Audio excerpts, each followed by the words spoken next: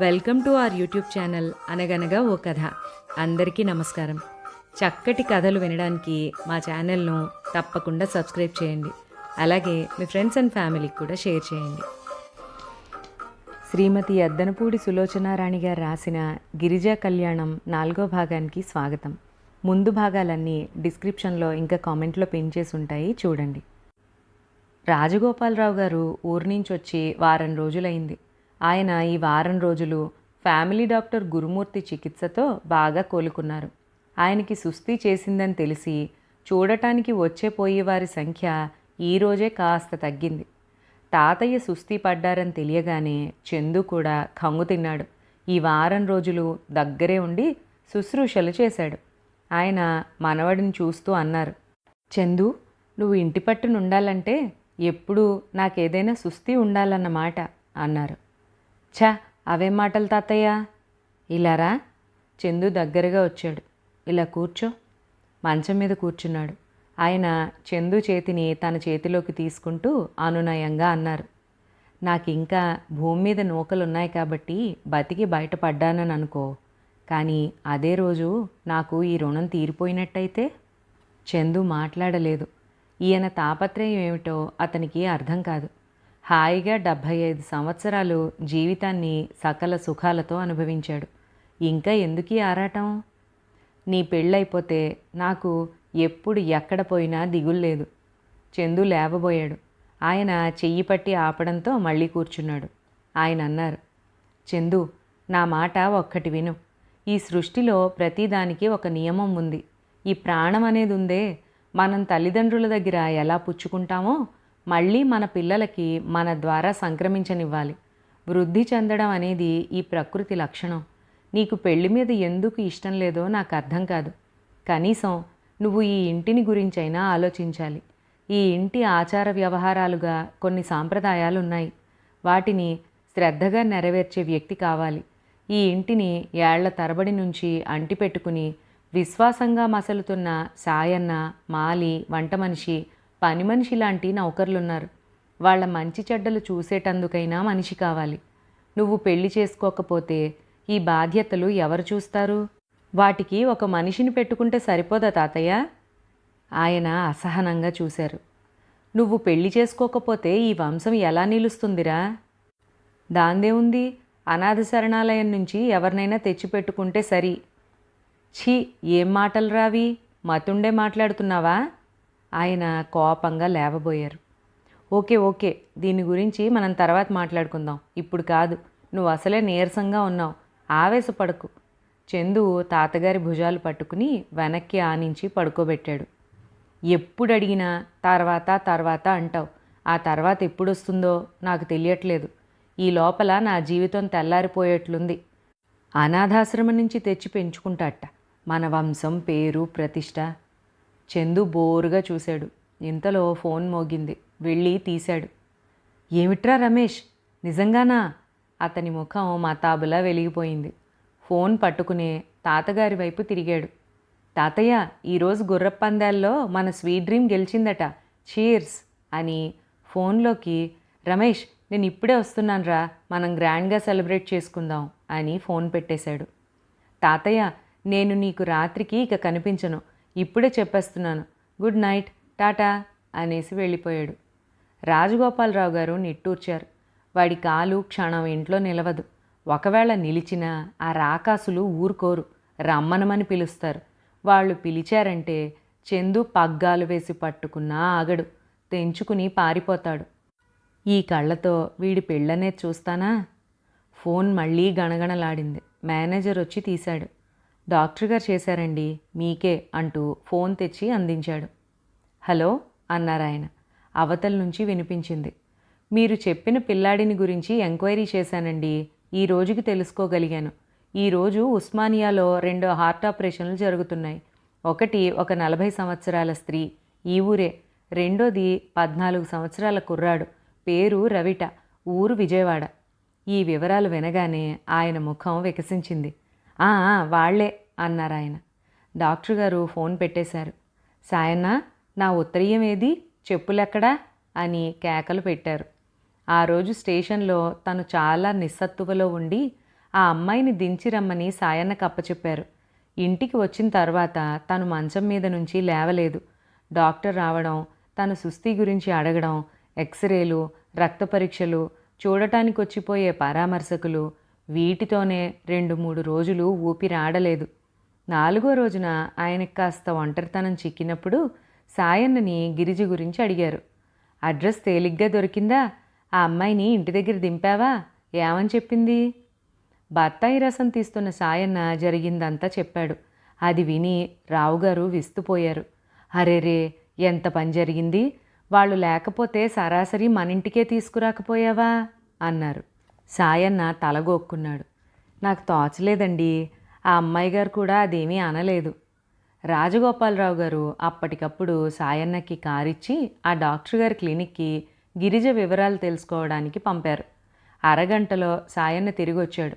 Doctor గారు ఊళ్ళో లేరండి, ఢిల్లీ కాన్ఫరెన్స్కి వెళ్ళారట. వారం రోజుల వరకు తిరిగి రారుట. ఆ అమ్మాయి గురించి ఆ కుర్రాడికి తెలియదట. నర్సు లీవ్లో ఉండి వచ్చిందట, ఆమెకి తెలియదట. ఇది వినగానే ఆయన మరీ కృంగిపోయారు. ఆయనకి మాటిమాటికి గిరిజ ముఖమే కళ్ళ ముందు కనిపిస్తోంది. గిరిజ గుర్తుకొస్తే తనని తానే క్షమించలేనంత సిగ్గుగా ఉంది. పాపం, తనకి సుస్థి చేసినప్పుడు ఆడపిల్లననే వెరపు లేకుండా, రైలు వెళ్ళిపోతుందనే విషయం కూడా లెక్క చేయకుండా ఎంత ఆదుకుంది. తన మూలంగా వాళ్ళ పెట్టె కూడా పోయింది. ఇంత ఉపకారం చేసిన అమ్మాయిని ఈ ఊరు రాగానే తను సంబంధం లేనట్టుగా వదిలేసినట్లయింది. చిచ్చి, ఎంత పొరపాటు జరిగిపోయింది. ఆయన తనకి తానే సిగ్గుపడసాగారు. చివరకు ఆ అమ్మాయి మీద కోపం వచ్చింది. తన విజిటింగ్ కార్డ్ కూడా ఇచ్చాడు. ఒక్కసారి ఫోన్ చేయకూడదు? ఆయన ఎందుకో కానీ ఆ విషయం అంతటితో వదిలేయలేకపోయారు. ఆ కుర్రవాడికి పెద్ద ఆపరేషన్ జరుగుతోంది. ఆ అమ్మాయికి తోడెవ్వరూ లేరు. ఈ ఊరు కొత్త అని చెప్పింది. ఒక్కసారి చూసి ధైర్యం చెప్పి రావాలని ఆయనకి మహా తపనగా ఉంది. చివరికి మర్నాడు తనని పరీక్ష చేస్తున్న డాక్టర్తో గిరిజ గురించి, రవి గురించి చెప్పేశారు. డాక్టర్, మీరు పెద్ద డాక్టర్లు, పలుకుబడి కలవారు, కాస్త ఎంక్వైరీ చేస్తే తెలుసుకోలేకపోరు. ఆయన రవి పేరు, ఊరు, వ్యాధి వివరాలు నోట్ చేసుకున్నాడు. 2 రోజుల తర్వాత ఆయన ఈరోజు ఫోన్ చేసి ఆ వివరాలు చెప్పారు. రవికి ఈరోజే ఆపరేషన్ అయిందట. బొంబాయి నుంచి వచ్చిన స్పెషలిస్టు చేశాడు. ఆ మాట వినగానే రాజగోపాలరావు గారు వెంటనే సాయన్నని తోడు తీసుకుని బయలుదేరారు. రవిని ఆపరేషన్ థియేటర్లోకి తీసుకెళ్లారు. ఉదయం 10 గంటలకి వెళ్ళాడు. సాయంత్రం 4 గంటలవుతోంది. జనరల్ వార్డులో రవి పడుకునే ఖాళీ మంచం పక్కన ఉన్న స్టూల్ మీద కూర్చుని ఉన్న గిరిజ తన భవిష్యత్తు గురించి, కాలం చెప్పబోయే తీర్పు కోసం వేచి చూస్తున్న దానిలాగా ఉంది. ఉదయం నర్సులు వచ్చి రవిని తీసుకువెళ్తుంటే రవి ఆఖరిసారిగా తన చేయి పట్టుకుని అక్కా అంటూ బేలగా కళ్ళలోకి చూశాడు. గిరిజ రాత్రి నుంచే ఈ క్షణంలో తను ఎంత ధైర్యంగా ఉండాలో, చిరునవ్వుతో వాడిని ఎలా పంపాలో రిహార్సల్స్ 1000 సార్లు చేసుకుంది. అయినా తీరా ఆ క్షణం వచ్చేసరికి ఆ నిశ్చయం అంతా గాల్లోకి ఎగిరిపోయింది. కళ్ళలోకి నీళ్లు చివ్వున ఉబికొచ్చాయి. రవి బుగ్గ మీద గట్టిగా ముద్దు పెట్టుకుంది. రవి, నువ్వు వచ్చే వరకు ఇక్కడే కూర్చుని ఎదురు చూస్తూ ఉంటాను అంది. రవి గిరిజ చేతిని గట్టిగా నొక్కాడు. అందులో నేను మళ్ళీ తిరిగి వస్తానా అనే సందేహం కనిపిస్తోంది. గిరిజ పరిగెత్తుకెళ్ళి బ్యాగ్ తెరిచి కుంకుమ పొట్లను తీసింది. తెచ్చి రవి ముఖాన పెట్టింది. రవి గిరిజ చేతిని వదల్లేనట్టు వదిలాడు. నర్సులు రవిని తీసుకుని వెళ్ళిపోయారు. గిరిజ శక్తి అంతా రవితోనే వెళ్ళిపోయినట్లుగా ఉంది. నీరసంగా మంచం దగ్గరకు తిరిగొచ్చి స్టూల్ మీద కూర్చుంది. ఆ ఖాళీ మంచం చూసేసరికి కడుపులో నుంచి దుఃఖపు తెర కెరటంలాగా తన్నుకొచ్చేసింది. కొంగులో ముఖం దాచుకుని ఏడ్చేసింది. పక్క బెడ్ మీద ఉన్న ముసలావిడ వచ్చి, ఊరుకో, ఏం చేస్తాం, అంతా దేవుడి దయ, ఎలా ఉంటే అలా జరుగుతుంది అని ఊరడించింది. చుట్టుపక్కల రోగులు కూడా గిరిజ వైపు సానుభూతిగా చూస్తున్నారు. స్టూల్ మీద కూర్చున్న గిరిజ అలాగే కూర్చుని ఉండిపోయింది. ఆ చుట్టుపక్కల జరుగుతున్న సందడి ఏది వినిపించటం లేదు. చిన్నప్పటి నుంచి తను రవి కలిసి పెరిగిన సంఘటనలే గుర్తుకొస్తున్నాయి. ఒకసారి తనకి జ్వరం వచ్చింది. వాకిట్లోకి సీమచింతకాయలు అమ్మకానికి వచ్చాయి. తను కావాలనంటే తండ్రి తినద్దని, జబ్బు చేస్తాయని కేకలేశాడు. రవి రహస్యంగా కొనుక్కుని తీసుకొచ్చాడు. అక్క, నీకు జ్వరం ఉందా, ఏది చూడని అంటూ లాగు జేబులో ఉన్న చెయ్యి తీసి దుప్పటి కింద ఉన్న గిరిజ చెయ్యి పట్టుకున్నాడు. తన చేతికి ఏమిటో తగిలాయి. అక్కని నిద్రపోని, మాట్లాడించొద్దని చెప్పానా? వంట చేస్తున్న తండ్రి కేకలు పెట్టాడు. గిరిజ దుప్పట్లో నుంచి చెయ్యి తీసింది. చేతిలో సీమచింతకాయలు. తన కళ్ళు ఆనందంతో పెద్దవయ్యాయి. ఇద్దరి కళ్ళల్లో సంతోషం నాట్యం చేసింది. తిను తిను అన్నట్టు చూసి వెళ్ళిపోయాడు. తను తింటోంది. ఇంతలో తండ్రి వచ్చాడు. అల్మైరా దగ్గరికి వెళ్ళి థర్మామీటర్ తెచ్చాడు. గిరిజ, నోరు తెరు, జ్వరం చూస్తాను అన్నాడు. గిరిజ నోరు తెరవలేదు. పెదవులు బిగించి భయంగా తండ్రి వైపు చూస్తోంది. నిన్నే, నోరు తెరు. గిరిజకి తెరవక తప్పలేదు. ఏమిటా తినేది? గిరిజ మాట్లాడలేదు. ఆయన దుప్పటి లాగి చూశాడు. సీమ చింతకాయ తొక్కలున్నాయి. ఇవెక్కడివి నీకు? ఆ రవిగడు తెచ్చుంటాడు, అవునా? ఆయన గద్దించాడు. లేదు నాన్న, తమ్ముడు ఇవ్వలేదు. గిరిజ చెబుతూనే ఉంది. ఆయన వినిపించుకోలేదు. దొడ్లో బట్టలారేస్తున్న రవిని రెక్క పట్టుకుని లాక్కొచ్చి, ఏరా, నీ ప్రేమ అంత ముంచుకుపోతోందా? రాత్రికి జ్వరం ముదిరితే ఎంత ప్రమాదమో తెలుసా? ఇలాంటి వెధవ పనులు ఇంకోసారి ఎప్పుడైనా చేస్తావా అంటూ వంగదీసి 4 బాదాడు. గిరిజ లేచొచ్చి రవిని పట్టుకుంది. నాన్న, ఇంకెప్పుడు తినను, వాణ్ణి కొట్టకు అంటూ ఏడ్చింది. ఆడదిక్కులేని సంసారం. వంట తండ్రి చేసేవాడు. ఇద్దరూ తండ్రికి సాయం చేసేవారు. తర్వాత గిరిజ వంట చేస్తుంటే రవి సాయం చేసేవాడు. ఎప్పుడూ ఇద్దరూ ఒక్క మాటగా ఉండేవారు. ఒకరి పట్ల ఒకరికి బహిప్రాణం, అంత ప్రేమ. తమ్ముడిని గురించిన జ్ఞాపకాలెన్నో. తను తండ్రిపోయిన ఒంటరితనంతో బాధపడలేదు. ఎందుకంటే ఏ కాస్త కన్నీళ్లు పెట్టుకున్నా రవి వెంటనే వాటిని తుడిచేవాడు. అక్క, నన్ను ఏడవద్దని నువ్వేడుస్తున్నావా? నువ్వే చెప్పావుగా, మనిద్దరం ఒకరికి ఒకరు తోడుగా ఉండి నాన్నలేని బాధ మర్చిపోవాలని అనేవాడు. వయసుకి చిన్నవాడైనా వాడికి గ్రహింపు శక్తి ఎంతో ఉంది. స్టూల్ మీద అరచేతుల్లోకి ముఖం దించుకుని కూర్చున్న గిరిజ పదే పదే తమ్ముడిని గురించిన జ్ఞాపకాలు గుర్తు చేసుకోసాగింది. రవి, నువ్వు లేకుండా నేను ఒంటరిగా ఈ ప్రపంచంలో బతకలేనురా. నువ్వు లేకపోతే నేను కూడా ఉండను. నీ వెంటే వస్తాను అనుకోసాగింది. గిరిజ, ఎవరో పిలిచారు. తన ఆలోచనలలో మునిగిపోయినట్టుగా కూర్చున్న గిరిజ చివ్వున తలెత్తింది. ఎదురుగా రాజగోపాలరావు గారు నిలబడి ఉన్నారు.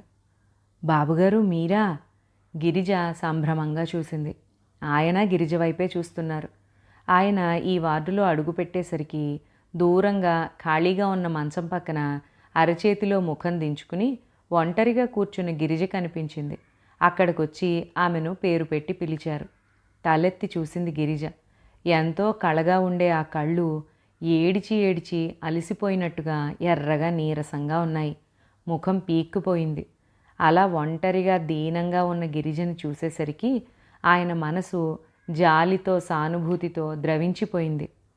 ఈ కృతజ్ఞుడు మళ్ళీ నా ఎదుటికి ఎందుకొచ్చాడా అని చూస్తున్నావా తల్లి? ఛా, అదేం మాట బాబుగారు, అలా అంటారే? కూర్చోండి, మీ ఒంట్లో ఎలా ఉంది? చప్పున లేచి తను కూర్చుని ఉన్న స్టూల్ను ఆయనకిచ్చింది. బాగానే ఉంది. బాగానే ఉన్నట్లు నేను కనిపించటం లేదా? రాజగోపాలరావు గారు కూర్చున్నారు. రవి ఆపరేషన్ గదిలో ఉన్నాడు కదూ అని అడిగారు. గిర్రున నీళ్లు నిండగా కళ్ళు కిందకి వాలాయి. అవునన్నట్టు చూసింది. మీ వాళ్ళెవరూ రాలేదా? మాకు ఈ ప్రపంచంలో ఎవరూ లేరు బాబుగారు. నాకు రవి, రవికి నేను, అంతే.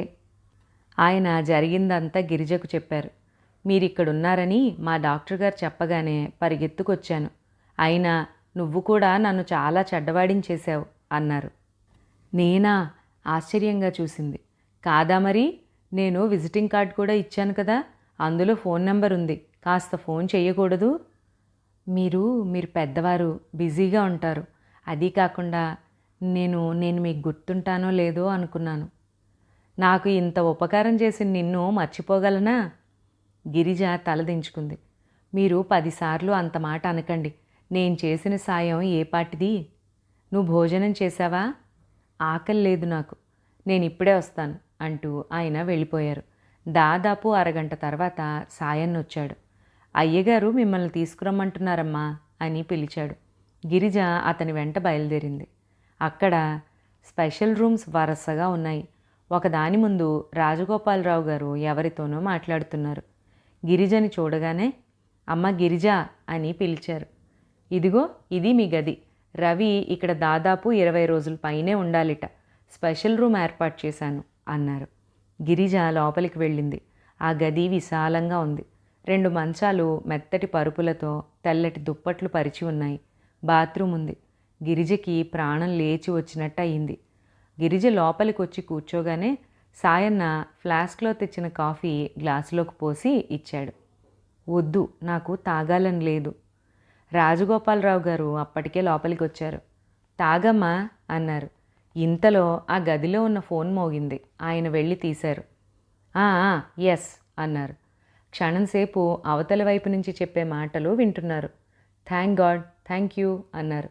రిసీవర్ పట్టుకుని, గిరిజా, రవి ఆపరేషన్ సక్సెస్ అయిందిట. నర్స్ చెప్పింది. నర్స్ నాకు తెలుసు, ఇక్కడికి ఫోన్ చేయమని, ఆ పేషెంట్ నా బంధువు అని చెప్పొచ్చాను అన్నారు. కూర్చున్న గిరిజ గభాలన లేచింది. నిజంగానా? నిజంగానా బాబుగారు అంటూ ఫోన్ దగ్గరకు వచ్చింది.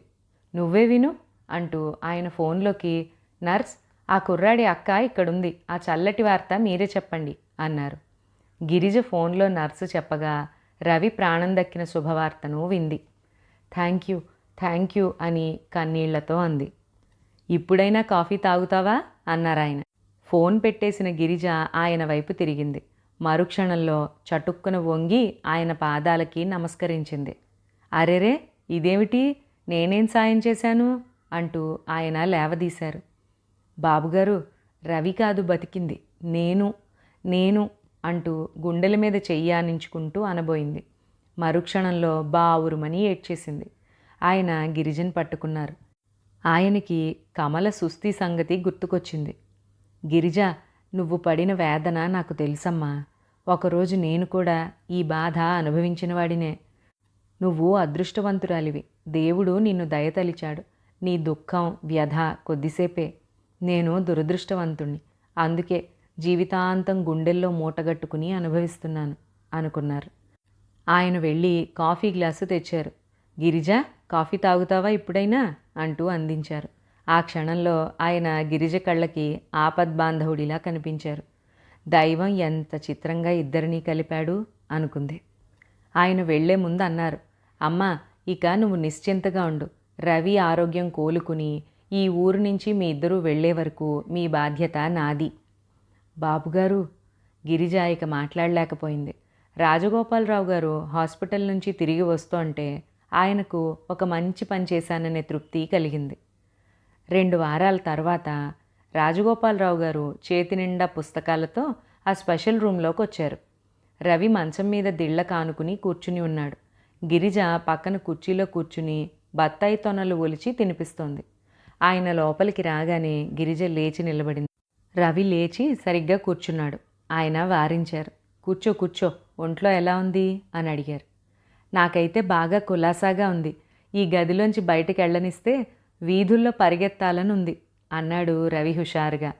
డాక్టర్ ఏమన్నారు అని అడిగారు. 4 రోజుల్లో డిశ్చార్జ్ చేస్తామని చెప్పారు. గిరిజ జవాబు చెప్పింది. రాజగోపాలరావు గారు కూర్చున్నారు. ఈ 4 రోజులు బయటకు వెళ్ళి తిరిగి రావచ్చునని చెప్పారు అన్నాడు రవి. అయితే ఇంకే ప్రోగ్రామ్స్ వేసేయండి. ఈ ఊరు మీరు చూడలేదు కదా. రోజు సాయంత్రం వేళలో అలా బజార్లు తిప్పి తీసుకురమ్మనమని డ్రైవర్కి చెబుతాను. గిరిజ, నీకేమేం చూడాలనుందో చెప్పు. చీరల షాపులకు వెళ్తావా? గిరిజ అవసరం లేదన్నట్టు తల తిప్పింది. మరేం కావాలి? అక్కకి ఏం కావాలో నన్ను చెప్పమంటారా అన్నాడు రవి. చెప్పు, గిరిజకి ఏం కావాలి అన్నారాయన. అక్కకి ఈ ఊర్లో ఏమీ చూడాలని లేదు, ఒకే ఒక్క వ్యక్తిని తప్ప అన్నాడు రవి. ఒక వ్యక్తా? ఆయన ఆశ్చర్యపోయారు. అవును. ఎవరా వ్యక్తి ఆసక్తిగా అడిగారు. రవి గిరిజ వైపు చెప్పేస్తున్నా సుమా అన్నట్టు చూసి చెప్పాడు. నాకు ఈ ఆపరేషన్కి ఒక దయామయుడు 2000 రూపాయలు పంపాడు. ఆయన సాయం చేయకపోతే ఇంత త్వరగా నాకు ఈ ఆపరేషన్ జరిగేదే కాదు అంటూ గిరిజ పేపర్లో ప్రకటన ఇచ్చిన వైనమంతా చెప్పాడు. ఆయన అంతా విన్నాక, ఓ సింతేనా, ఇదేం భాగ్యం. గిరిజకి ఆయన్ని చూడాలనుంటే నేను చూపించి తీరుతాను. ఏది, అడ్రస్ ఉంటే ఇలా ఇవ్వండి. మా డ్రైవర్ ఉన్నాడే, వాడు కారు అడవిలో అయినా సరే గుర్తులిస్తే మనిషిని పట్టి లాక్కురాగలడు. అడ్రస్సా? అడ్రస్ లేదు. అది ఉంటే మేమే ఒకసారి వచ్చి చూసి వెళ్ళమని ప్రాధేయపడుతూ ఉత్తరం రాసేవాళ్ళం. అడ్రస్ మాకు తెలీదు, ఆయన ఇవ్వలేదు. గిరిజ బ్యాగ్ తెరిచి అందులో ఉన్న ఉత్తరం తెచ్చిచ్చింది. ఆయన ఆ ఉత్తరం చూడగానే కాసేపు ఆలోచనలో పడ్డారు. తర్వాత దాన్ని జేబులో పెట్టుకుంటూ నేను ప్రయత్నిస్తాను అన్నారు. ఆయన ఇంటికొచ్చిన తర్వాత కూడా ఆ ఉత్తరాన్ని 10 సార్లు చదివారు. తర్వాత సాయన్నని పిలిచారు. అతను రాగానే, చందు పుట్టినరోజు నాడు 2000 రూపాయలు ఒక ప్రాణం నిలబెట్టడానికి దానం చేశాడని చెప్పావు, అదెవరో నీకు తెలుసా అని అడిగారు. చిత్తం అంటూ సాయన్న పేపర్ కటింగ్ని తెచ్చిచ్చాడు. రాజగోపాలరావు గారు అది చదివారు. చందు ఉత్తరం దగ్గర పెట్టుకుని సరిచూశారు. ఆ ప్రకటనకి ఈ సమాధానం సరిగ్గా సరిపోయింది. ఎంత విచిత్రం! చందు గిరిజ తమ్ముడి ప్రాణం రక్షిస్తే గిరిజ అనుకోకుండా తనకి ప్రాణదానం చేసింది. పాపం ఆ అమ్మాయికి తెలియదు కానీ చందు చేసిన సహాయానికి రుణం తీర్చనే తీర్చేసింది. అయితే ఒక విధంగా చందుకి గిరిజ రుణపడితే మరో విధంగా చందు గిరిజకి కృతజ్ఞతలు చూపించాలన్నమాట. ఈ జీవితం చాలా చిత్రమైనది. అనుకోని సంఘటనల ద్వారా వ్యక్తులను దగ్గరికి చేర్చి తమాషా చూస్తుంది. గిరిజ గుర్తుకొస్తుంటే ఆయనకి అభిమానంగా అనిపించసాగింది. ఈ 2 వారాల్లో ఆ అమ్మాయిని శ్రద్ధగా పరిశీలించే అవకాశం కలిగింది. గిరిజలో ధైర్యం ఉంది, సహనం ఉంది, సాహసం ఉంది, నిరాడంబరత్వం ఉంది. అన్నిటికంటే ఎదుటివారిని ప్రేమించే అతి మంచి గుణం ఉంది. గిరిజ ఎంత గుండెనిబ్బరం, ఎంత పట్టుదల, ఆత్మవిశ్వాసం కల వ్యక్తో రవి ఆపరేషన్ విషయం గమనిస్తేనే అద్దంలో చూసినట్టు అర్థమవుతోంది. అదే మరో ఆడపిల్లయితే నిస్సహాయంగా ఏడుస్తూ కూర్చుని ఉండేదేమో. తన స్వభావంలో ఎలాంటి పరిస్థితి అయినా ఎదుర్కొనే మొండి ధైర్యం ఉంది అని సుస్పష్టంగా తెలుస్తోంది. తమ్ముణ్ణి ఎంతగా అభిమానిస్తుంది. రాత్రింబవళ్ళు కంటికి రెప్పలా ఎలా కాపాడి సేవలు చేసింది. ధైర్యం, సాహసం, నిరాడంబరత్వం, సౌశీల్యం ఏ ఆడపిల్లకుంటాయో ఆ అమ్మాయి మెట్టినీళ్ళు అంత నందనవనం అవుతుంది. అక్కడ సుఖశాంతులు వెల్లివిరుస్తాయి, పరువు ప్రతిష్టలు గుబాళిస్తాయి. గిరిజను చేసుకోబోయే వ్యక్తి ఎవరో గాని బంగారు పువ్వులతో పూజలు చేసిన వాడై ఉంటాడు. కమల కూడా అంతే. అన్ని బాధ్యతలు తనే తీసుకునేది. ఆ గుణం ఒకరు నేర్పితే రాదు. ఆయన సాయన్నని పిలిచారు. సాయన్న, రేపు సాయంత్రం మన ఇంటికి భోజనానికి నాకు తెలిసిన వాళ్ళు వస్తున్నారు. చందుని కూడా ఉండమని చెప్పు అన్నారు. అలాగేనయ్యా అన్నాడు సాయన్న. ఆ రాత్రి చందు పడుకోబోతూ ఉండగా సాయన్న తాతగారి ఆర్డర్ వినిపించాడు. తెలిసిన వాళ్ళ అంటే ఎవరు? పుస్తకం తిరిగేస్తూ అడిగాడు చందు. ఏమో తెలియదు బాబూ. పోనీ ముసలివాళ్ళ, వయసులో ఉన్నవాళ్ళ? అది తెలియదు. సరే, నేను ఉండాలంటే నాకు ఒక 1000 రూపాయలు కావాలని చెప్పు అన్నాడు. తాతయ్య తిడతారేమో సాయన్న సందేహించాడు. చందు కన్నుగీటాడు. ఏమీ తిట్టడు. తాతయ్య సంగతి నాకు బాగా తెలుసుగా. నేనేదైనా తన మాట వినాలని అనుకుంటే ముందు నేను పెట్టిన షరతులన్నీ ఒప్పుకుంటాడు. సాయన్న సరేనన్నట్టు తల ఊపాడు. ఇదిగో అంటూ మళ్ళీ పిలిచాడు. భోజనానికి ఆ ప్లీడర్ గారు కూడా వస్తున్నారా అని అడిగాడు. తెలియదు, కానీ ఆయనని పిలవకుండా తాతగారు ఉంటారా? చందు అవునన్నట్లు తల ఊపాడు. ఆయన పెద్ద బోర్ సాయన్న. తాతయ్యని సుఖపెట్టడం లేదు, పెళ్లి చేసుకోవడం లేదు అంటూ నాకు లెక్చర్లు దంచుతాడు. కొడుక్కి చేశాడుగా పెళ్ళి, ఆ నరకం అందరూ పడాలంటాడు. సాయన్న, ఆయనే కనుక భోజనానికి వస్తే ఆస్తమా ఎక్కువ చేసే వంటలన్నీ చేయించు అన్నాడు. మీరు భలేవారు, తాతయ్య ఊరుకుంటారా? నన్ను దెబ్బంబడి కాశీకి రైలు ఎక్కిచ్చేస్తారు అన్నాడు. అది నిజమే, ఆయన తాతయ్యకి ప్రాణమిత్రుడు కదా. ఆ వచ్చేవాళ్ళు ఎంత బోరెత్తిస్తారో. అబ్బా నరకం, వెళ్ళకిలా పడుకుంటూ అన్నాడు. ఈ నరకం అప్పుడప్పుడు తాతయ్య దగ్గర 1000 రూపాయలు లంచం పుచ్చుకుని మీరు భరిస్తూ ఉంటారు సాయన్న నవ్వుతూ అన్నాడు. రాజగోపాలరావు గారు గిరిజని రవిని ఆ సాయంత్రం ఇంటికి భోజనానికి పిలిచారు. మొదట గిరిజ ఒప్పుకోలేదు. ఎందుకు బాబుగారు, మనలో మనకి మర్యాదలు అక్కర్లేదు అంది. ఎందుకేమిటమ్మా, అసలు భోజనానికి ఎందుకు పిలుస్తారో తెలుసా? ఎందుకు పిలుస్తారట? కలిసి భోజనం చేస్తే ఒకరి పట్ల ఒకరికి ఆత్మీయత పెరుగుతుంది. అందుకే మన పెద్దవాళ్ళు పూజలు, వ్రతాలు, పుట్టినరోజులు, పెళ్ళిళ్ళు అంటూ అనేక అవసరాలు ఏర్పాటు చేశారు. మనకి భోజనం పెట్టినప్పుడే అవతల మనిషికి మన మీద ఎంత ఆత్మీయత ఉందో అర్థమవుతుంది. కాస్త ఆలోచిస్తే నీకు తెలుస్తుంది. కొంతమంది అన్నం అక్కడ పడేసినట్టుగా భోజనం పెడతారు. మరికొంతమంది ఆప్యాయంగా దగ్గర కూర్చుని కబుర్లు చెబుతూ కొసరి కొసరి వడ్డించి తినిపిస్తారు. మనిషి ఏదైనా మర్చిపోగలడేమో కానీ తన దగ్గర కూర్చుని ఆత్మీయతగా అన్నం తినిపించిన మనిషిని జన్మలో మర్చిపోలేడు. ఒకవేళ ఎవడైనా అలా మర్చిపోతే ఆ వ్యక్తిలో మానవత్వం అనేదే లేదు, పాషాణం అన్నమాట. మా వ్యాపారవేత్తలవి చూడు, వ్యాపారానికి సంబంధించిన ఏ విషయాలు మాట్లాడుకోవాలన్నా మేము డిన్నర్ అనో లంచ్ అనో ఏర్పాటు చేసుకుంటాం. ఎందుకో తెలుసా? మితంగా కడుపు నిండిన మనిషికి మనసు స్థిమితంగా ఉంటుంది, స్థిరంగా ఆలోచించగలడు. కలిసి భోజనం చేస్తున్నప్పుడు కోపతాపాలు అంతగా రావు. తర్వాత మనకి పరిచయమైన ప్రతి వ్యక్తిని భోజనానికి పిలవాలని అనిపించదమ్మా. మన మీద వాళ్లకో, వాళ్ళ మీద మనకో ప్రత్యేకమైన భావం ఉంటేనే పిలవాలనిపిస్తుంది. నా ప్రాణం నువ్వు రక్షించావు. నిన్ను మా ఇంటికి పిలిచి భోజనం పెట్టాలని నేను అనుకోవడంలో వింతేమీ లేదు అన్నారాయన. గిరిజ ఆపై మాట్లాడలేకపోయింది. బట్టలు మడత పెడుతూ మౌనంగా ఉండిపోయింది. మిమ్మల్ని భోజనానికి రమ్మనడంలో ఇంకో ముఖ్యమైన విషయం కూడా ఉంది అన్నారాయన. ఏమిటది అన్నాడు రవి. నీకు ఆపరేషన్ చేయటానికి సహాయం చేసిన దయామయుడు, మీ గిరిజ కళ్ళల్లో దేవుడు, ఆ చంద్రశేఖర్ ఉన్నాడే, ఆ మహానుభావుడు ఎవరో కాదు, తీరా చూస్తే మా దగ్గరి బంధువే. ఏమిటి? గిరిజ మడత పెడుతున్న చీర వదిలేసి వచ్చింది. నిజంగానా? రవి ఉత్సాహంగా అడిగాడు. నిజంగానే. గిరిజ మరి ఆ మహానుభావుడిని చూడాలని అనుకుంది కదా, చూపించి తీరాలని నేను అనుకున్నాను. నేను నిన్న వెళ్ళగానే మా మేనేజర్ని, సాయన్నని పోస్టాఫీస్ మీదకి దండయాత్ర పంపించాను. మీరా వ్యక్తి ఎవరో చెబుతారా చెప్పరా? చెప్పినట్టయితే సంతోషంతో మీకు 110 రూపాయలు కానుకగా ఇచ్చుకుంటాం. చెప్పకపోతారా? మీ పై అధికారులు మాకు తెలుసు, ఏదో విధంగా మీ ఉద్యోగం ఊడబెరుకుతాం అన్నాం. పాపం వాళ్ళు అసలు బెదిరింపుల వరకు రానేలేదు. మా కానుకకే సంతోషపడి ఆ వ్యక్తి వివరాలు చెప్పేశారు.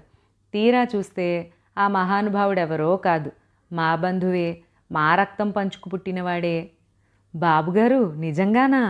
గిరిజ పట్టలేని ఆనందంతో అడిగింది. రాజగోపాలరావు గారు గిరిజ ముఖంలో వెలిగిపోతోన్న సంతోషకాంతులను తదేకంగా చూస్తున్నారు. గిరిజ అంటోంది, ఆయన కనిపిస్తే ఒక్కసారి ఆ పాదాలకు నమస్కరించాలనుంది. నా తమ్ముడికి ప్రాణభిక్ష పెట్టిన వారి రుణం నా జన్మలో తీర్చుకోలేను అని చెప్పాలనుంది. చెబుదూగాని నీకు ఆ క్షణం వచ్చేట్టు నేను సాయం చెయ్యాలనేగా నా ఈ తాపత్రయం అంతా. ఆయన ఎలా ఉంటారు బాబుగారు? రవి కుతూహలంగా అడిగాడు. ఎలా ఉంటాడా? ఆయన క్షణంసేపు గుర్తు చేసుకుంటున్నట్టు ఆగారు. తర్వాత వర్ణించి చెప్పారు. వయసు 50 సంవత్సరాలు పైబడే ఉంటాయి. బట్టతల, నల్లగా ఉంటాడు. నస్యం పీల్చే అలవాటు ఉంది. పొట్టిగా బక్కగా ఉంటాడు. రవి చేదు తిన్నట్టుగా ముఖం పెట్టాడు. అరే, నేనేదో సినిమాలో హీరోలా ఉంటారనుకున్నానే. ఎందుకంటే సినిమాలో హీరో లాంటి వాళ్లే కదా అలాంటి పనులు చేస్తారు. గిరిజ రవి తల మీద చెయ్యి వేసింది. ఛీ, ఏమిట్రా అది? ఆయన రూపం మనకెందుకు? ఆయన గొప్ప మనసుకి దండం పెట్టాలి. గిరిజ కళ్ళలో రవ్వంత కూడా ఆరాధనాభావం తగ్గకపోవడం ఆయన గమనించారు. అందుకే ఆయన ఎవరితోటి కలవడు. ఆడవాళ్లతో అసలే మాట్లాడడు. చాలా కోపిష్టి. ఎవరైనా పొగిడితే చర్రున ఏదో ఒకటి అంటాడు. ఆయనను కూడా భోజనానికి పిలిచాను. మీరు ఆయన్ని చూడగానే ఎక్కువేం మాట్లాడవద్దు. మీ రుణం తీర్చుకోలేమండి, మీరు మాకు చాలా సాయం చేశారు అంటే చాలు. గిరిజ, రవి అలాగేనన్నట్టు తలూపారు. గిరిజ అంది, బాబుగారు, మేమే రకంగానైనా ఆయనకి సహాయపడే అవకాశం దేవుడు కలగజేస్తే ఎంత బాగుంటుంది. చెప్పానుగా, ఆయన ఎవ్వరితోనూ అసలు కలవడని, ఏ అవసరం వచ్చినా ఎవరి సహాయం తీసుకోడు. గిరిజ తల ఊపింది. ఆయన ఆ ఉత్తరం ధోరణిలోనే ప్రత్యేకమైన వ్యక్తిత్వం, మనుషులకి ఎడంగా ఉండాలి అనుకునే దూరం స్పష్టంగా తెలుస్తోంది అంది. సాయంత్రం కారు పంపిస్తాను, మీ ఇద్దరూ రండి అని చెప్పి రాజగోపాలరావు గారు వెళ్ళిపోయారు. గిరిజ వెంటనే కూర్చుని మధుకు ఉత్తరం రాసింది. మధు, నువ్వు రాసిన ఉత్తరం అందింది. రవి కోలుకున్నాడు. 4-5 రోజుల్లో డిశ్చార్జ్ చేస్తారని అనుకుంటున్నాను. నువ్వెలా ఉన్నావు? నీ కొత్త ఉద్యోగం ఎలా ఉంది? నేను కిందటిసారి ఉత్తరంలో కూడా రాశాను. నువ్విక్కడికి రాలేనందుకు అంతగా బాధపడవద్దు అని. నాకిక్కడ ఏ లోటు లేదు. దేవుడి దయ వల్ల రాజగోపాలరావు గారి పరిచయం లభించింది కదా, ఆయనే అండగా ఉన్నారు. డబ్బుకి ఎటూ ఇబ్బంది లేదు. మధు, ఈరోజు ఒక అద్భుతమైన సంఘటన జరిగింది. రవికి సాయం చేసి ప్రాణం పోసిన ఆ ధర్మాత్ముడిని నేను రేపు చూడబోతున్నాను. ఆయనెవరో కాదు, రాజగోపాలరావు గారి దగ్గర బంధువేనట. ఆయన్ని చూడబోతున్నానంటే ఎంత సంతోషంగా ఉందో. రాజగోపాలరావు గారు సాయంత్రం నన్ను రవిని ఆయన ఇంటికి భోజనానికి పిలిచారు. అక్కడికి ఆయన కూడా వస్తున్నట్ట. ఆయన్ని చూసి తిరిగి రాగానే నీకు ఉత్తరం రాస్తాను. మధు, ఏ చిన్న విషయం జరిగినా నీకు చెప్పాలనిపిస్తుంది. అది సంతోషం కానీ, దుఃఖం కానీ, బాధ కానీ, కోపం కానీ నీతో పంచుకోవాలని అనిపిస్తుంది. నేను ఎన్నోసార్లు ఇలా ఎందుకు అనిపిస్తుంది అని నాలో నేనే తర్కించుకుంటాను. నా అంతరాత్మ ఏమని జవాబిస్తుందో తెలుసా? మధుమూర్తి నీ ప్రాణమిత్రుడు. నీ మంచి చెడ్డలు అతను తన స్వంతం అన్నట్లు భావిస్తాడు అంటుంది. అదే నిజమైతే నేనెంత అదృష్టవంతురాలినో కదూ. ఈ ప్రపంచంలో డబ్బు సంపాదించుకోవచ్చు, పేరు సంపాదించుకోవచ్చు, కానీ మంచి మిత్రుణ్ణి సంపాదించుకోలేము. అది కేవలం మన అదృష్టం. నన్ను అడిగితే ఈ లోకంలో మంచి మిత్రులు గల వ్యక్తి అందరిలోకి అదృష్టవంతుడు అంటాను. మధు, నాకు ఈ ప్రపంచంలో రవి తర్వాత నువ్వు తప్ప ఇంకెవరున్నారు? ఎక్కువగా రాసేశాను. నా మనసులో తోచినవన్నీ చెప్పటం, నువ్వు మౌనమూర్తిలాగా వినటం నాకు అలవాటేగా. మౌనమూర్తి, అవును, ఆ పేరు నీకు అక్షరాలా వర్తిస్తుంది. అంత తక్కువగా మాట్లాడడం ఎలా సాధ్యం? వచ్చే ముందు ఉత్తరం రాస్తాను.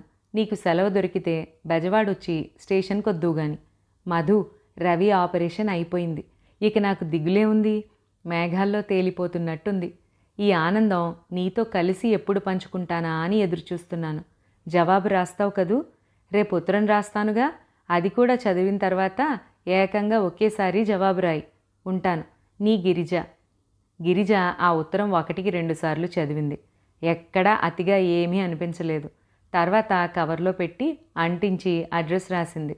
మధుకి చెప్పటానికి ఎన్ని కబుర్లో, ఉత్తరాల్లో ఎన్ని రాసినా ఇంకెన్నో చెప్పేవి మిగిలిపోతున్నట్లుగానే ఉంటాయి. సాయంత్రం అవుతూ ఉండగా కారొచ్చింది. గిరిజ, రవి ఆ కారులో రాజగోపాలరావు గారి ఇంటికొచ్చారు. ఆయన గుమ్మంలోనే ఎదురయ్యారు. రామ్మారా అంటూ ఆహ్వానించి ఇంట్లోకి తీసుకెళ్లారు. ఆ ఇంటిని, ఇంటి వైభవాన్ని, అలంకరణని చూసి గిరిజ, రవి విస్తుపోయారు. రావుగారిని చూస్తే డబ్బున్న మనిషేనని తెలుస్తుంది, కానీ ఇంత ధనవంతుడని ఎవ్వరూ అనుకోరు. ఆయన మాటల్లో అహం కానీ, భేషజం కానీ లేస మాత్రం కూడా కనిపించవు. ఆయనే స్వయంగా దగ్గరుండి ఇల్లంతా చూపించారు. కూతురి ఫోటో చూపించి సగర్వంగా ఎన్నో విషయాలు చెప్పారు. కిటికీలో నుంచి చూస్తే నూరువరహాల చెట్లు, సంపెంగ, మాలతీలతలు కనిపిస్తున్నాయి. అవి తన కూతురు నాటినవేనని చెబుతూ అవన్నీ కమల ఎక్కడికెళ్ళింది అని తనని అడుగుతున్నట్లే ఉంటుందని అన్నారు. ఆయనకి కూతురంటే ఎంత ప్రాణమో ఆయన చెమర్చిన కళ్ళే తెలియజేస్తున్నాయి. ముగ్గురు మెట్లెక్కి పైకొచ్చారు. పై అంతస్తులో తాళం వేసి ఉన్న ఒక గదిని చూపిస్తూ, ఇది నా మనవడి గది. వాడు ఎప్పుడు ఇంటికొస్తాడో, ఎప్పుడు ఇంట్లోంచి బయటకు వెళ్తాడో ఆ పరమాత్ముడికే తెలియాలి. ఎంతసేపు స్నేహితులు స్నేహితులు. వాళ్ళుంటే వాడికి ఇంకేం అవసరం లేదు. గుర్రాల పిచ్చొకటి బాగా ఉంది. నేను అనుకోవడం వాడి మనసు కూడా ఈ గదిలానే ఎప్పుడు మూసి ఉంటుంది. అందులో నుంచి వాడు బయటకొచ్చి ఎదుటివారిని పలకరించాల్సిందే తప్ప ఇంకోళ్ళని అందులోకి రానివ్వడు. గిరిజ సానుభూతిగా ఊకొడుతూ వింటోంది, కానీ ఆయన మాటల్ని శ్రద్ధగా మనసుకి పట్టించుకోవడం లేదు. గిరిజ హృదయం మరొకరి కోసం లోపల మహా ఆతురతగా ఎదురుచూస్తోంది. ఆ గది తలుపు తెరిచి ఆ తాళం చెవి తన కొంగుకు ముడివేసుకోగల అమ్మాయి కోసం నేను గాలిస్తున్నాను అన్నారాయన. టైం ఎంతైందోనని గిరిజ గడియారం వైపు చూస్తోంది. ముగ్గురు కిందకి దిగొచ్చారు. రాజగోపాలరావు తన కుటుంబం ఫోటోలున్న ఆల్బమ్ తీసుకొచ్చి ఇచ్చారు. అది కూతురు తయారు చేసిందట. ఆవిడ చిన్నప్పటి నుంచి వయసు ఎలా పెరుగుతూ మార్పులు వస్తోందో వరుసగా ఫోటోలున్నాయి. ఆవిడ యుక్త వయసులో ఉన్న ఫోటోలు, పెళ్ళైన తర్వాత భర్తతో కలిసి తీయించుకున్నవి, ఆ తర్వాత ముద్దులు మూటగట్టే కొడుకుతో ఉన్న ఫోటోలు అన్నింటినీ గిరిజ చూస్తోంది. ఆ ఫోటోలు అంత క్రమ పద్ధతిగా అతికించడంలో ఆవిడ క్రమశిక్షణ ఎలాంటిదో తెలుస్తోంది. గిరిజ ఫోటోలు తిరిగేస్తోంది. తర్వాత ఆవిడ ఫోటోలు లేవు. రాజగోపాలరావు గారివి, మనవడివి ఉన్నాయి. అవి రకరకాలుగా ఉన్నాయి. ఆయన ప్రతి సంవత్సరం మనవడికి పుట్టినరోజు నాడు కేక్ తినిపించేవిగా ఉన్నాయి. గిరిజ ఆల్బమ్ పేజీలు తిప్పుతూ ఉంటే రావు గోపాలరావు గారు చెబుతున్నారు. ఇంతలో వాకిట్లోకి కారు వచ్చి ఆగింది. అది రంగు వెలసి పాత మోడల్లాగా ఉంది. అందులోంచి ముక్కుపొడం పీలుస్తూ శేషారత్నం దిగాడు. ఆయన్ని చూడగానే గిరిజ, రవి ముఖాలు చూసుకున్నారు. ఆయన హాచ్ హాచ్ అంటూ అక్కడే 3 తుమ్ములు తుమ్మి లోపలికి వచ్చాడు. రాజగోపాలరావు గారు లేచి ఎదురు వెళ్ళారు. రారా, నీకోసమే ఎదురు చూస్తున్నాం అంటూ ఆయన్ను లోనికి తీసుకొచ్చారు. నే చెప్పలేదు, వీళ్లే గిరిజ తమ్ముడు రవి అంటూ పరిచయం చేశాడు. అప్పటికే గిరిజ, రవి సగౌరవంగా లేచి నిలబడ్డారు. ఇద్దరూ ఎంతో వినయంగా ఆయనకు నమస్కరించారు. కూర్చో, నేను ఇప్పుడే వస్తాను అంటూ రావుగారు లోపలికి వెళ్ళారు. శేషారత్నం కూర్చున్నాడు. గిరిజ, రవి కూడా కూర్చున్నారు. మీ మేలు జన్మలో మర్చిపోలేను అన్నాడు రవి. నా మేలా అన్నాడు శేషారత్నం. అవును, మీ అంత గొప్ప మనసు ఇంకెవ్వరికీ ఉండదేమో. మా అక్కకి మీరంటే ప్రాణం. మీ పేరు తలవని రోజు లేదంటే నమ్మండి అంటూ ఉత్సాహంగా చెప్పేశాడు రవి. ఏమిటి? శేషారత్నం ఉక్కిరిబిక్కిరైపోయాడు. తను వీళ్ళకి ఎప్పుడు ఏ విధంగా సాయపడ్డానా అన్న ఆలోచనలో పడ్డాడు. మేం మిమ్మల్ని కళ్ళారా చూస్తామని అనుకోలేదు. ఈ క్షణం మా ఇద్దరి జీవితాల్లో చాలా అపురూపమైనది డగ్గుత్తికతో అంది గిరిజ.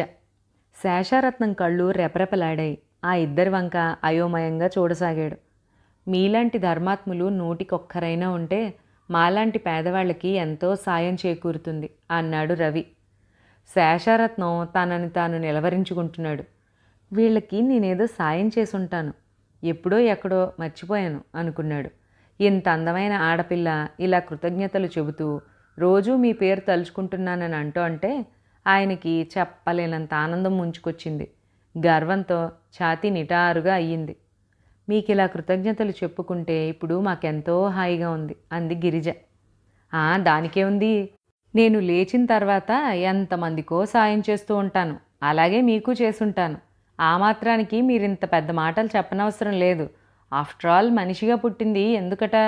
సాటివారికి సాయపడకపోతేను. ఇతరులకు మేలు చేయని మనిషి మనిషే కాదు, పశువు కింద జమ. మీరే ఆలోచించండి, పశువు తమ తోటి పశువులకు ఏం సాయం చేయగలదు? గిరిజ, రవి అతి శ్రద్ధగా ఆయన మాటలు వింటున్నారు. ఇంతలో మేనేజర్ వచ్చాడు. ఫోన్ తీసుకుని, మీకు ఫోన్ వచ్చిందండి అని చెప్పాడు. శేషారత్నం ఫోన్ అందుకుని టీవీగా ఫోన్లోకి హలో శేషారత్నం హియర్ అన్నాడు. ఆ పేరు వినగానే గిరిజ, రవి ముఖాలు చూసుకున్నారు. ఆ వచ్చిన ఫోన్ రాజమండ్రి నుంచి ట్రంక్ కాల్. హలో, నమస్కారం అండి. నేనే శేషారత్నాన్ని మాట్లాడుతున్నాను. మీ కేసు సోమవారం హియరింగ్ ఉంది. మీరేం అధైర్యపడకండి, మనం గెలిచినట్లే. ఆ 25 ఎకరాల కొబ్బరి తోట ఇక మీదే అయిపోయిందనుకోండి. ఈ శేషారత్నం కేసు చేపడితే ఓడిపోవడం అంటూ లేదండి అంటూ చెబుతున్నాడు. అక్క, శేషారత్నం అంటారేంటి? ఈయన పేరు చంద్రశేఖరం కదా అన్నాడు రహస్యంగా. ఏమోరా, అసలు పేరు ఇదేనేమో, అది పెట్టుకున్న పేరేమో. అలాగే, తమరికి సోమవారం రాత్రి ఫోన్ చేస్తాను అంటూ శేషారత్నం ఫోన్ పెట్టేశాడు. ఇంతలో పోర్టికోలోకి తెల్లటి ఫియట్ కార్ వచ్చి ఆగింది. డోర్ తెరుచుకుని అందులోంచి తెల్లటి బట్టలతో చక్కటి క్రాఫ్ట్తో ఒక యువకుడు దిగాడు. అతను చేసే ప్రతి పనిలోనూ ఒక విధమైన తొందర ఉన్నట్టుగా అతను కారులోంచి మెరుపులాగా దిగి త్వరగా హాల్లోకి వచ్చాడు. చకచక మెట్ల వైపు వెళ్ళబోతూ శేషారత్నాన్ని చూడగానే ఆగి, హలో అంకుల్, ఆస్తమా ఏమంటోంది అంటూ పలకరించాడు. అక్కడే సోఫాలో కూర్చుని ఉన్న అపరిచితుల మీద అతని దృష్టి పడగానే తటపటాయింపుగా చూస్తూ తాతయ్య ఎక్కడా అంటూ వెళ్ళిపోబోయాడు. ఇదిగో ఇలా రా ఒక్కసారి, శేషారత్నం చెయ్యూపి పిలిచాడు. మెట్లెక్కి వెళ్ళిపోబోతోన్న చందు ఆగి ఆయన దగ్గరికి వచ్చాడు. శేషారత్నం గిరిజని పరిచయం చేశాడు. చూడు, ఈ అమ్మాయి పేరు గిరిజ, ఇతను రవి, ఆ అమ్మాయి తమ్ముడు. నాకు గుర్తులేదు కానీ నేనెప్పుడో వీళ్ళకి సాయం చేశానుట అని సగర్వంగా చెప్పాడు. చందు కనుబొమ్మలెత్తి ఆశ్చర్యం నటించాడు. అంకుల్, మీరా? సాయమా? ఆంటీకి తెలిసే చేశారా లేక రహస్యంగానా? భార్య ప్రసక్తి రాగానే శేషారత్నం ముఖం చిన్నబోయింది. ఏ ఆవిడంటే నాకు భయం అనుకున్నావా? ఆయన గిరిజని చందుకి పరిచయం చేశాడు. ఇతను రాజగోపాలరావు గారి ముద్దుల మనవడు, పేరు చంద్రశేఖర్. చంద్రశేఖరా? గిరిజ రవి ఇద్దరూ అప్రయత్నంగా ఒకేసారి పైకనేశారు.